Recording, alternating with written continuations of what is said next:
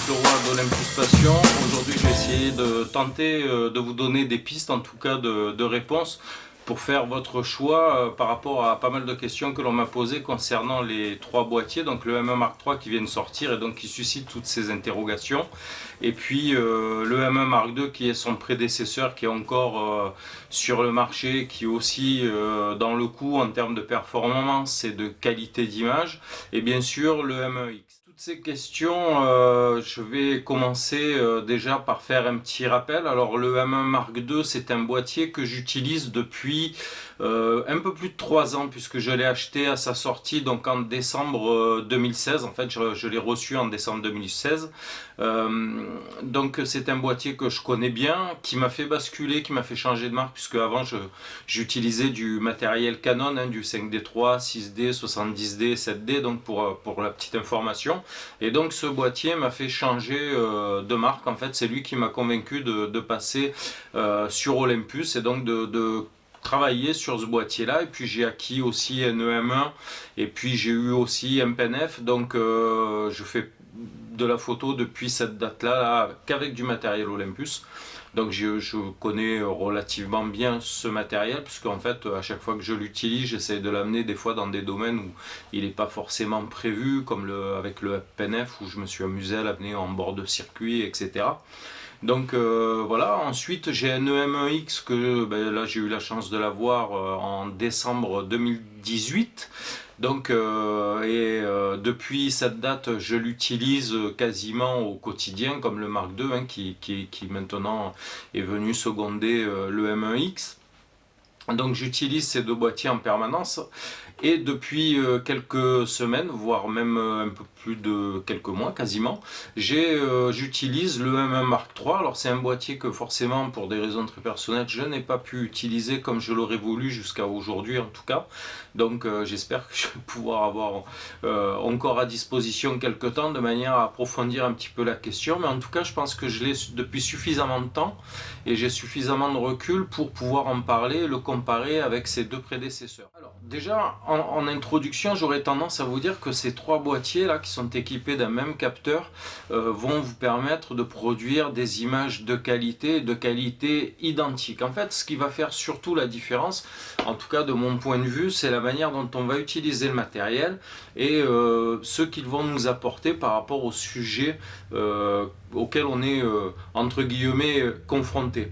Donc ça va tenir en fait en termes d'ergonomie, en termes de fonctionnalité, voir quels sont les plus utiles, etc. Et bien sûr, il ne faudra pas perdre de vue qu'à partir de là, en fait, ce sont des réflexions qui partent d'un usage personnel de la photographie. Après, à vous d'adapter et peut-être de moduler ce que j'aurais pu dire sur chacun de ces boîtiers, puisque ça n'est que par rapport à l'usage que moi je peux en faire, et peut-être que l'usage que j'en fais ne correspond pas à celui qui vous conviendra ou que vous avez l'habitude de pratiquer. Voilà, donc ne perdez jamais ça de vue au fil de la vidéo. Alors, on a donc le M1 Mark III donc, qui vient de sortir. Alors au niveau de l'ergonomie par rapport au 1 Mark II, on est vraiment sur la même logique de boîtier, c'est-à-dire qui reprend le physique, on va dire, de l'EM1 Mark II, avec en façade, donc il n'y a aucune différence. La prise en main, pour moi, elle est absolument identique. Je ne pense pas qu'ils aient modifié quoi que ce soit en termes de poignée, etc. Je la trouve déjà très bonne. Ça reste un boîtier compact, tropicalisé, de très bonne qualité de ce côté-là. Hein. C'est ce qui fait un peu c'est ce qui contribue à la réputation des boîtiers Olympus. Les gros changements vont en fait être sur la façade arrière avec l'apparition du joystick qu'on a ici. Et puis aussi sur la molette de fonction où on voit apparaître de nouveaux menus. Voilà pour ce qui est des différences avec le M1 Mark II. Et ces molettes et ce joystick, eh bien, on va les retrouver aussi sur le 1X qui lui a un gabarit plus important, c'est le plus gros des boîtiers Olympus. Donc c'est un corps monobloc. Et donc on va retrouver le joystick qu'on a sur le Mark III et puis cette nouvelle molette avec un mode personnalisé 4 et le mode B qui sont apparus sur le X et qui ont donc été reprises par le M1 Mark III. Alors, les autres différences aussi sont que le M1 Mark II a donc un processeur, un TruePic 8. Sur le X, on a deux processeurs TruePic 8 et sur le 1 Mark III, on a un processeur TruePic 9, donc la nouvelle génération qui a pour particularité d'être 2 fois plus puissant que le TruePic 8, ce qui permet d'avoir incrémenté beaucoup de fonctionnalités de l'E1X dans le gabarit de l'E1 Mark II. En fait, hein, en quelque sorte, c'est exactement ça. Je l'ai déjà dit dans la vidéo précédente qui présentait le M1 Mark III, mais je le redis puisque là on est sur le comparatif des trois boîtiers. Alors encore une fois, hein, c'est pas vraiment des comparatifs, c'est des retours des terrains, c'est des choses qui sont liées à ma pratique personnelle et qui sont parfois un peu plus subjectives. Je sais, j'insiste, mais quand on fait le choix d'un boîtier, c'est par rapport à soit qu'il faut le choisir par rapport à ses attentes et pas par rapport à celle du voisin ou à de ce qu'aurait pu en dire Pierre, Paul ou Jacques, voilà, pour reprendre une expression un petit peu commune. Donc ensuite, au niveau de la connectivité, on a forcément sur le M1X, on a une connectique qui est, on va dire, mieux tropicalisée que le M1 Mark II et le Mark III. Alors déjà, bon, le M1 Mark II et le M1 Mark III sont des boîtiers qui, personnellement, bon, je l'ai déjà dit, mais souvent, moi, je lave mes boîtiers, par exemple, sous la douche pour les rincer. Alors, il faut bien sûr que l'objectif soit tropicalisé, mais en tout cas, sur le M1X, la connectique a été renforcée au niveau de l'étanchéité. Donc ça, c'est un paramètre peut-être à prendre en compte en fonction de l'usage que vous allez en faire. Ensuite, les différences qu'on va avoir, c'est au niveau des slots de batterie. Donc je pensais, j'avais fait une petite erreur, je crois, lors de la présentation de l'E1 Mark III. Et en fait, comme sur le M1 Mark II, il y a un slot UHS 1 et un slot UHS 2. Donc sur le M1X, on a deux slots UHS 2. Bon, des fois je me reprends un petit peu pour essayer de ne pas perdre le fil. Voilà, donc on a deux UHS 2 sur le M1X. Voilà, donc ça peut être des détails si vous faites beaucoup de vidéos, si vous utilisez beaucoup le mode Pro Capture, ça aura peut-être un peu son importance après en termes de personnalisation, d'enregistrement au niveau des cartes. On est exactement sur les mêmes caractéristiques, hein.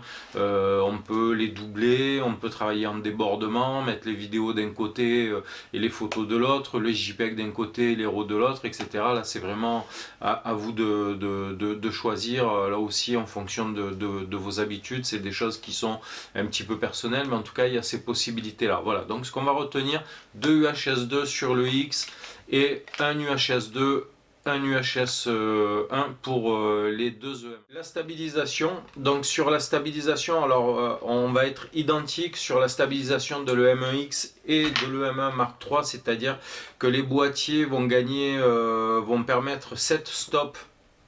Alors ce sont les données constructeurs, moi et comme d'autres, hein, il arrive qu'en prenant soin à sa position, etc., on arrive à être au-delà de ça. Mais en tout cas, Olympus donne 7 stops pour le X et le Mark III et 5 stops et demi pour le M1 Mark II. Et lorsqu'on utilise une optique trop stabilisée, pardon, ça va comme le 1200 f4 par exemple, eh bien, ça va rajouter un stop de plus sur chaque boîtier. Donc on sera à 6 stops et demi pour le Mark II. Voilà, je vais y arriver, je vais en perdre mon latin. Et ensuite, on n'est pas tout à fait sur un stop sur le X et le 3. On sera à 7 stops et demi, donc c'est la moitié d'un stop supplémentaire, ce qui a quand même une importance assez grande. Ensuite, forcément au niveau des batteries, alors bien, on a du coup sur le X, on a deux batteries, hein, qui sont exactement les mêmes avec le M1 Mark II et le M1 Mark III. Pour la petite histoire, et ça je l'avais déjà dit, mais je le redis parce qu'on est dans une autre vidéo, on peut utiliser le grip AHLD 9 qui était utilisable sur le M1 Mark II, on va pouvoir aussi l'utiliser Sur le M1 Mark III, donc c'est le côté intéressant, bien sûr c'était l'économie que ça a amené. Bien sûr on n'a pas le stick comme on peut l'avoir, le joystick comme on peut l'avoir sur le X, hein. Vous voyez ici on a le joystick, donc du coup quand on passe en mode vertical, on a toujours la possibilité de manipuler par exemple ces collimateurs avec le stick, ce qui ne sera pas le cas si on monte le grip sur le M1 Mark II ou le M1 Mark III. Donc peut-être que ça a son importance. Après, en termes de personnalisation, on peut aussi utiliser sur les boîtiers les molettes pour déplacer ces collimateurs, etc. En tout cas, moi, de mon point de vue, je trouve que le joystick amène un supplément de confort, notamment dans les situations. J'avais fait ce constat-là quand on utilise le pad, puisque surtout, on peut utiliser l'écran tactile, hein, pour déplacer ces collimateurs quand on a l'œil au viseur. Et les limites un peu, c'est lorsqu'il pleut ou lorsqu'en été il fait chaud, vous transpirez, que l'écran est un peu humide. À ce moment-là, la tactilité de l'écran devient un peu perturbée par l'humidité qu'il y aurait dessus. Donc du coup le joystick ça a cet avantage là, c'est que ça contrecarre un peu ce problème que l'on pourrait avoir. L'autre intérêt que l'on a, c'est qu'on peut travailler l'écran refermé comme ici, hein. Donc j'ai mon joystick ici, j'ai mon écran, il va être refermé, du coup celui-ci se trouve protégé quand on est en reportage. Parfois on fait pas toujours attention quand on a l'écran, forcément, hein. J'apprendrai rien, mais peut-être qu'il est bon de le rappeler, quand il est comme ça, du coup on peut le rayer, on peut l'abîmer un petit peu plus que s'il est refermé. Voilà, donc c'est aussi là aussi des éléments à prendre en compte quand on utilise les boîtiers en termes de solidité. Voilà donc pour le joystick.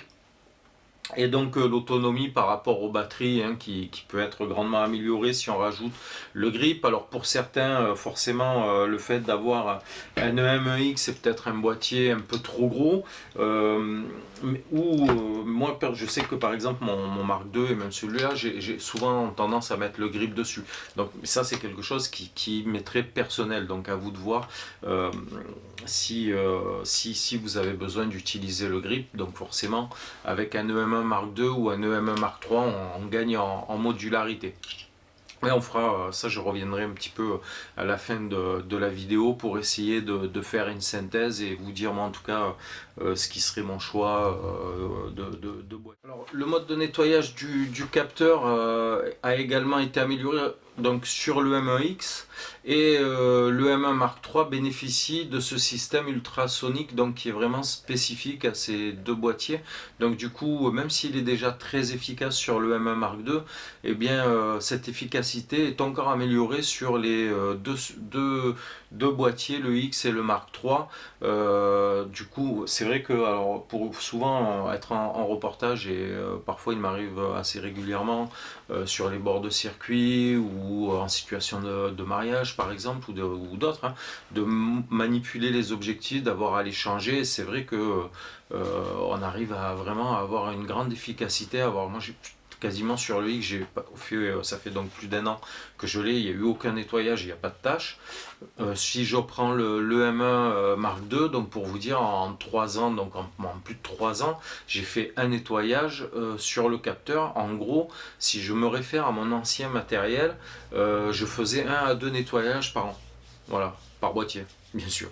Voilà, donc c'est des choses qui sont très appréciables à l'usage, auxquelles on ne pense pas toujours. L'avantage à mes yeux sur les deux derniers boîtiers, c'est qu'on peut leur adjoindre donc un power bank, pratique lorsqu'on est à l'affût par exemple, de mettre son boîtier sur le trépied, de brancher un power bank. Le boîtier éteint, et bien à ce moment-là, ça rechargera les batteries. Ensuite, ils reprennent tous. Alors, les 3 boîtiers ont les 121 collimateurs à détection de phase et de contraste. Il y a les mêmes modes autofocus. Si ce n'est que sur le M1 Mark III, on va avoir l'autofocus dédié à la mise au point sur les étoiles. Et toujours en termes d'autofocus, sur le M1X par contre, on va avoir la possibilité de spécifier les sujets sur lesquels on travaille. Du coup, ça donne vraiment une précision. Alors, Là, vraiment, en termes là, c'est des essais de terrain, parce que j'ai travaillé souvent avec le Mark II et le X, et puis donc récemment avec le Mark III. Alors, je pense que cette petite fonction supplémentaire en termes d'autofocus, c'est-à-dire la spécificité du sujet, donne l'avantage au X qui est un peu plus performant. Il peut détecter les casques, il peut détecter les véhicules, donc il va assurer une mise au point par rapport à ça. Et je trouve, alors là encore, hein, je ne suis pas un laboratoire ambulant, c'est des retours de terrain, donc c'est peut-être à mesurer, mais moi en tout cas, il me semble que sur un bord de circuit avec le X, je suis un peu plus efficace qu'avec les deux autres boîtiers, même si déjà, voilà, ils sont déjà très très efficaces. Là, on est vraiment quand même dans du très haut niveau. Et voilà, le X, il a ce petit avantage-là, là, dans ce domaine-là. Le fait de pouvoir l'adapter à ces sujets, ça, à mon avis, voilà, il est un peu plus réactif, un peu plus précis. Donc, bon, je l'avais utilisé aussi sur les championnats de France de kayak. Alors, il n'a pas un truc, un autofocus dédié au kayak. Mais par contre, j'avais utilisé le mode autofocus véhicule. Et ce qu'il faisait, il interprétait parfois les kayaks comme des véhicules, ou en tout cas, il allait faire aussi chercher la mise au point sur la tête qui est casquée, puisque les kayakistes étaient casqués. Donc ça permettait aussi de faciliter le travail. Bon, en plus, j'avais mis le détecteur de visage, donc parfois il matchait aussi avec le détecteur de visage, donc ça c'est très intéressant.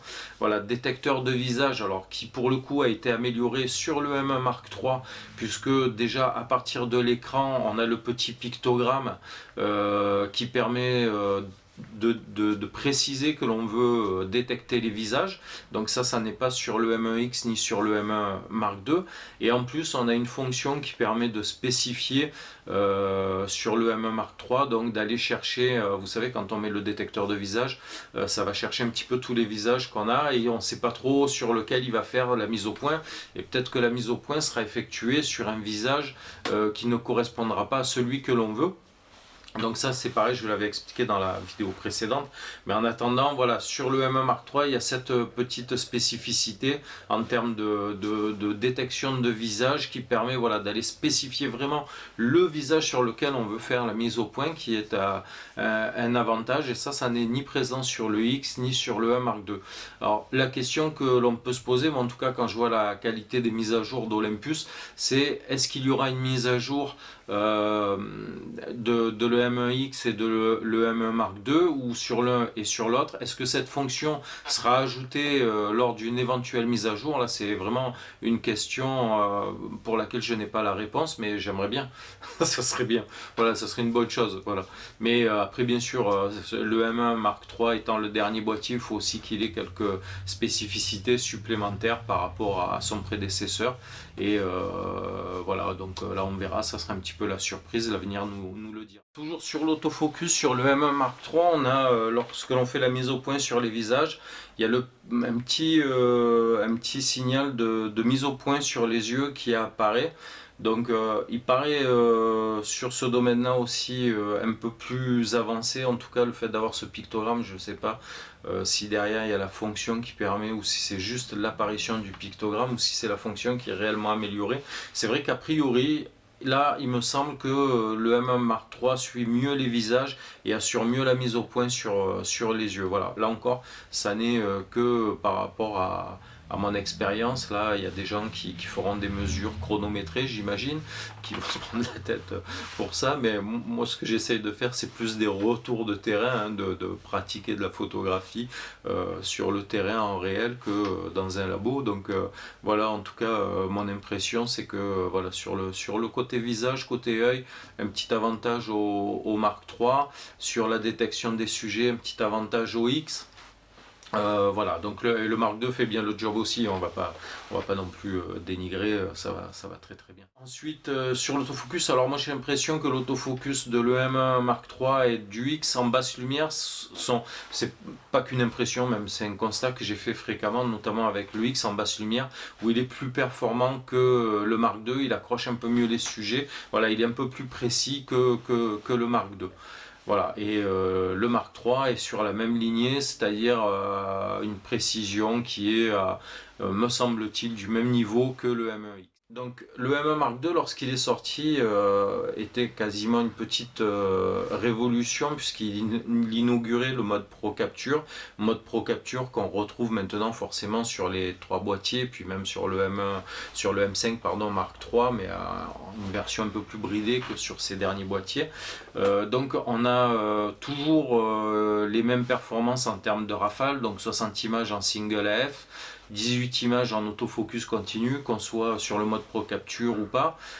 Pour rappel, lorsque le M1 Mark II est sorti, la mémoire tampon était de 15 images, et lorsque le M1X est sorti, qui lui bénéficiait de 35 images en mémoire tampon, Olympus grâce à une mise à jour, a permis à le M1 Mark II de bénéficier de cette mémoire tampon là de 35 images. Donc là, tout ce qui est mode Pro Capture, etc., on est vraiment sur les mêmes valeurs sur les trois boîtiers. Ce qui est apparu aussi sur le M1X, c'est la possibilité de personnaliser les collimateurs selon 4 modes. Et on retrouve donc cette fonction sur le M1 Mark III.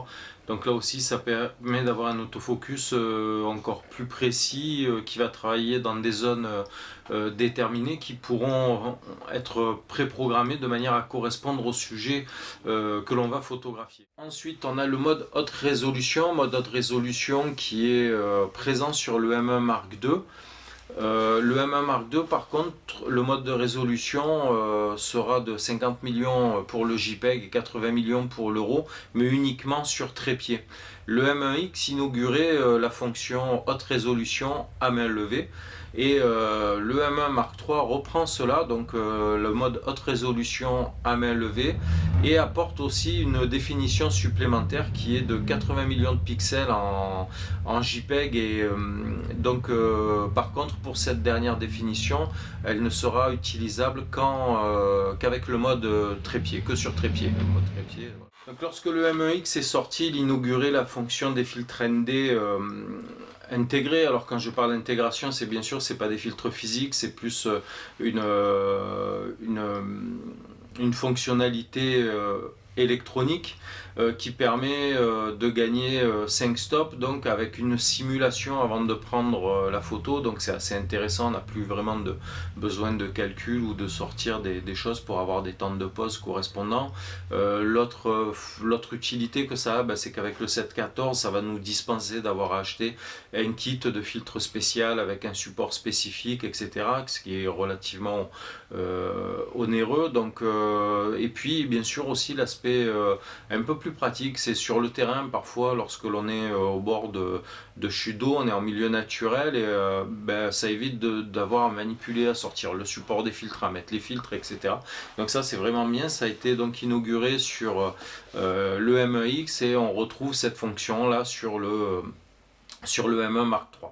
Ensuite, le focus taking, là aussi on le retrouve sur les trois boîtiers. Donc on a le focus taking, image assemblée directement dans le boîtier, résultat en JPEG, et puis on conserve aussi les RAW si on travaille en JPEG et en RAW. Donc on peut avoir un focus bracketing qui va au-delà des 15 images assemblées.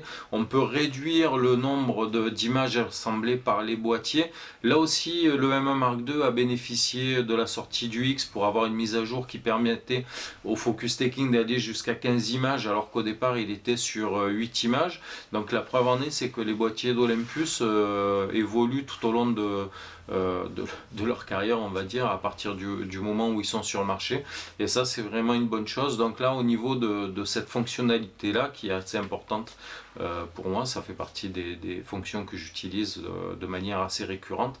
Voilà, donc elle est présente sur les trois boîtiers avec les mêmes caractéristiques. Donc on a aussi la compensation trapézoïdale, donc ça fait partie des fonctions qu'on retrouve sur tous les Olympus, hein. Donc c'est ce qui permet de corriger les perspectives, hein, l'effet de perspective, donc de redresser les bâtiments, que ce soit de manière verticale ou horizontale. De la même sorte, on retrouve aussi la compensation du fisheye, c'est-à-dire que on va pouvoir actionner cette correction du fisheye, et du coup le fisheye, en tout cas sur le résultat du JPEG, devient un grand angle, ce qui donne encore plus de polyvalence à cet objectif que j'aime beaucoup. Ça aussi c'est disponible sur les trois boîtiers, et bien sûr sur les trois boîtiers, on va retrouver le Live Composite, le Live Bulb et le mode bulbe. À la différence, c'est que sur le X et sur le Mark III, eh bien, ça va être directement accessible par la molette ici, donc avec la fonction B. Donc là, ça nous permet aussi d'avoir une manière de travailler un petit peu plus rapide, un petit peu plus fluide que sur le M1 Mark II, où pour accéder à ces fonctions, il va falloir dépasser un temps d'exposition de plus de 60 secondes. Et là, on arrive au Live Composite. Donc en gros, on n'a plus la molette à tourner. On a juste à mettre la fonction B et à choisir le mode qui nous convient, Live Composite, Lifetime ou mode bulbe tout basique. Ensuite, on a aussi sur les trois boîtiers, alors on a la possibilité d'avoir des modes personnalisables.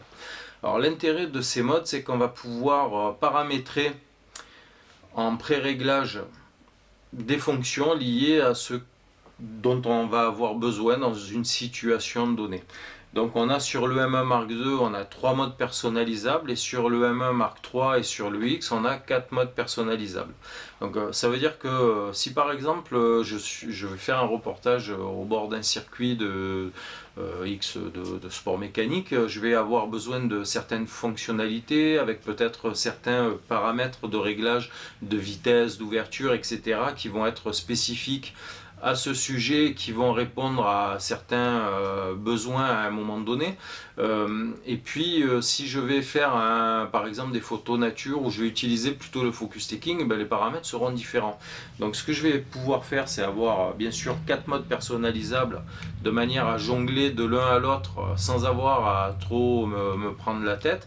Et du coup, quand j'ai besoin d'utiliser, par exemple, d'aller sur circuit, et bien, grâce à l'application Olympustar, alors ça je l'ai dit déjà, si je vous invite à aller voir de mémoire, c'était le tuto sur la manière de paramétrer les modes personnalisables, hein, où j'en parle déjà. Donc on va pouvoir enregistrer, sauvegarder ces modes personnalisables sur l'ordinateur. Tant et si bien que, alors dans mon exemple perso, sur mon ordinateur, j'ai par exemple un paramétrage pour les mariages, un paramétrage pour plutôt les activités photo nature, et j'ai aussi un paramétrage plutôt pour tout ce qui est sport et sport mécanique. Voilà, donc du coup, si j'ai un reportage en sport mécanique, je branche le boîtier sur l'ordi, je télécharge les paramètres, et ensuite en utilisant C1, C2, C3, C4 pour le X ou jusqu'à C3 pour le 1 Mark II, j'arrive à retrouver les paramètres qui correspondent à chaque situation. Donc ça c'est très pratique. Donc le Mark III et le X ont 4 modes personnalisables contre un mode personnalisable sur le Mark II.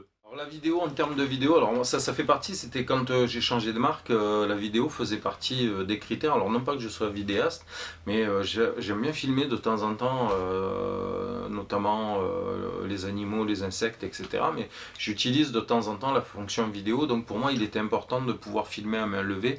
Et c'est vrai qu'on apprécie là dans cette situation le fait d'avoir une super stabilisation du capteur, parce qu'on peut vraiment faire des choses très chouettes à main levée, c'est-à-dire sans rajouter de gimbal, de stabilisateur extérieur, etc. Parce que moi le but c'était bien sûr c'était de pouvoir filmer à main levée sans avoir à ajouter ce matériel là.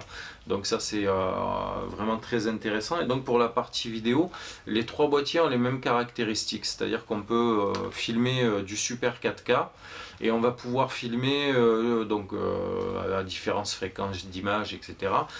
Mais en tout cas, les formats, on peut avoir donc du super 4K, on peut avoir du 120 images secondes, alors non pas en super 4K mais en Full HD, et on peut avoir des modes accélérés, etc. Alors là aussi, je vous invite à regarder des vidéos qui datent un petit peu, notamment je l'avais fait avec le PenF, c'est-à-dire que j'avais fait une petite séquence de film, c'était autour de la tour de Pise.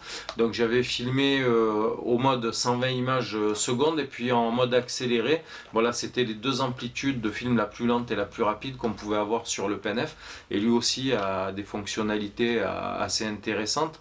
Il n'a pas le super 4K de mémoire parce que j'ai pas gardé le PenF, mais Par contre, on a ces fréquences d'image là, ces possibilités de ralenti notamment qui moi m'intéressent assez, qui sont disponibles sur les trois boîtiers. On peut avoir bien sûr du 60 images aussi en Full HD, donc il y a beaucoup de fréquences d'image très intéressantes à utiliser et vraiment le potentiel des boîtiers Olympus est vraiment très très intéressant. On n'en parle pas souvent de la vidéo, mais c'est vraiment aussi un atout assez fort, je trouve, des boîtiers, en tout cas pour m'y intéresser de plus en plus. Je trouve qu'ils ont vraiment de grosses performances et que l'aspect vidéo n'est pas assez mis en avant lorsqu'on parle des boîtiers Olympus. Donc voilà, sachez qu'avec un boîtier Olympus, vous avez vraiment de très très belles possibilités de réalisation de vidéos.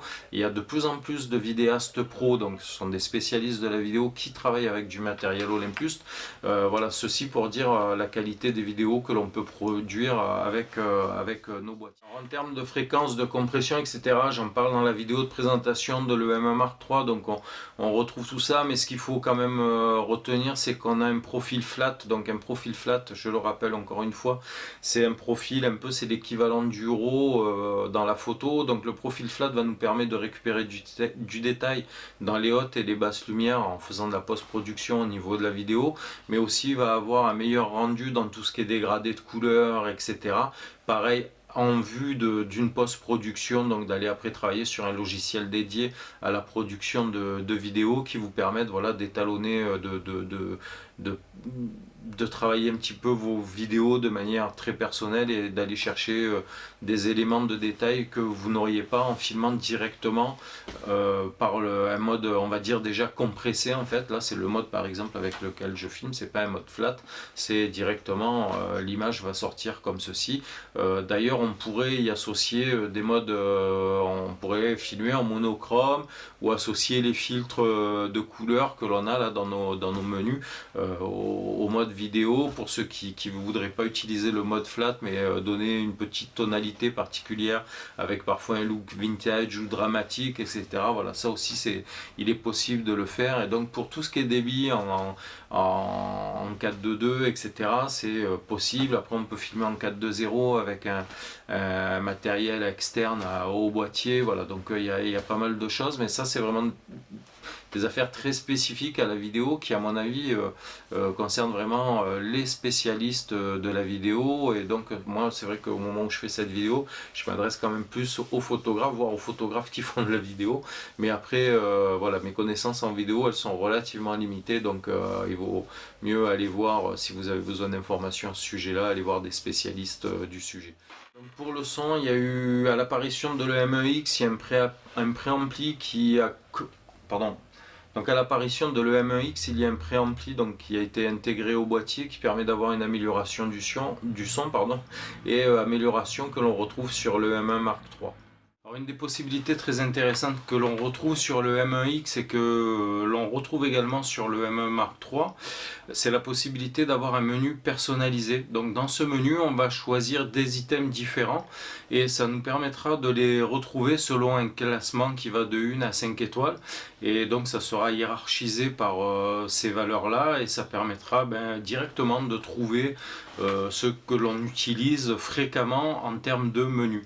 Voilà, une fonction donc intéressante à prendre en compte aussi. Toujours pareil, c'est du confort d'utilisation que l'on retrouve sur... Voilà, au niveau du choix, alors le M1 Mark II, pour conclure, donc le M1 Mark II reste un boîtier complètement dans le coup, il n'est pas du tout dépassé aujourd'hui, donc ça reste un excellent choix je pense.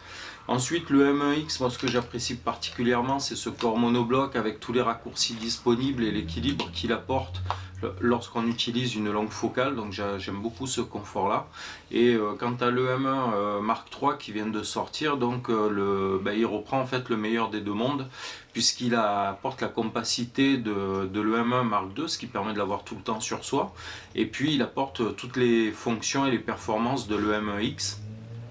Donc ça a fait pour moi le meilleur choix des trois boîtiers, d'autant qu'il y a un gap de prix entre le X et le Mark III qui est relativement important.